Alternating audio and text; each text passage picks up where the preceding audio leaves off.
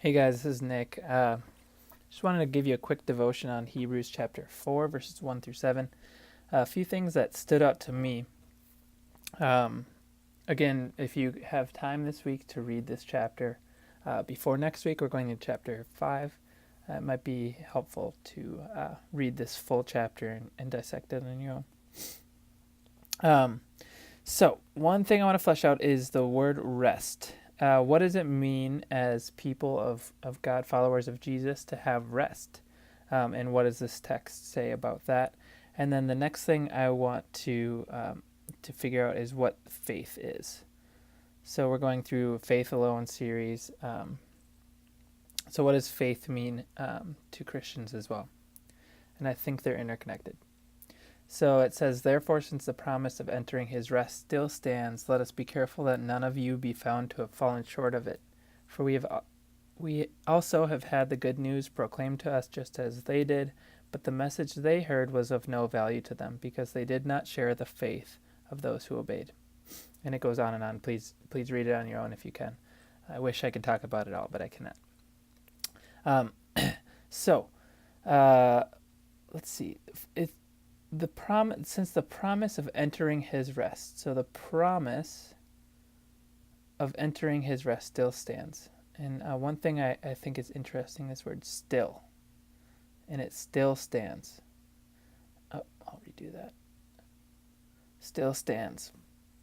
And then it goes into a warning here. As we saw last week, the author is warning the Jewish Christians of the Hebrews that are believers in Christ, and he's using the words like us and we, and then also this word you. So there's a distinction between us and you.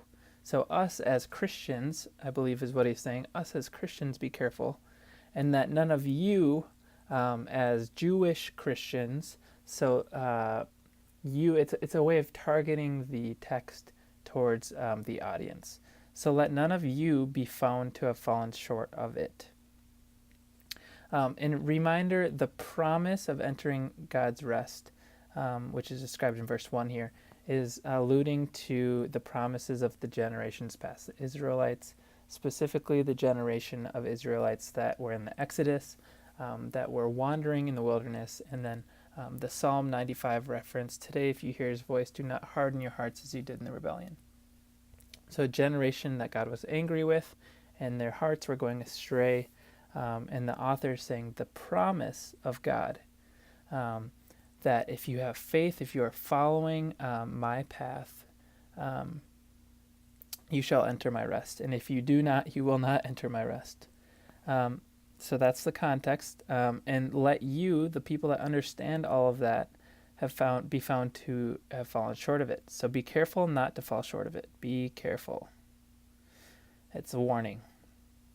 The next thing is the good news. The good news proclaimed to us. So Christians, we have had the good news proclaimed to us. If we believe in Christ, we understand that Christ has died on the cross for us. And it also says here that they had good news proclaimed to them. They had God personally in their lives. They saw miracles. They saw God leading them through literally the Red Sea. But the message that they heard was of no value. It had no value. And why did it have no value? Because they did not share the faith. They did not share the faith of those who obeyed.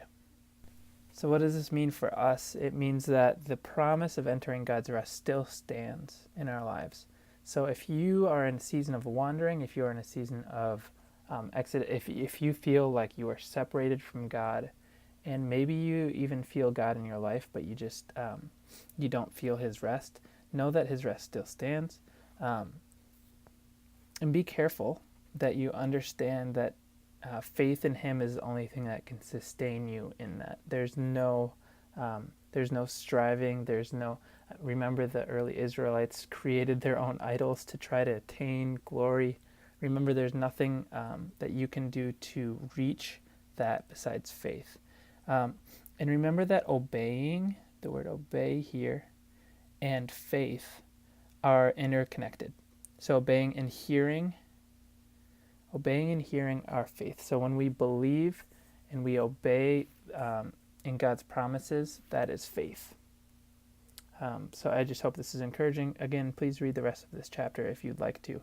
I think it's a great text. Be ready for chapter 5 next week, and you can go ahead and skim that if you'd like to. Happy Thanksgiving, everyone.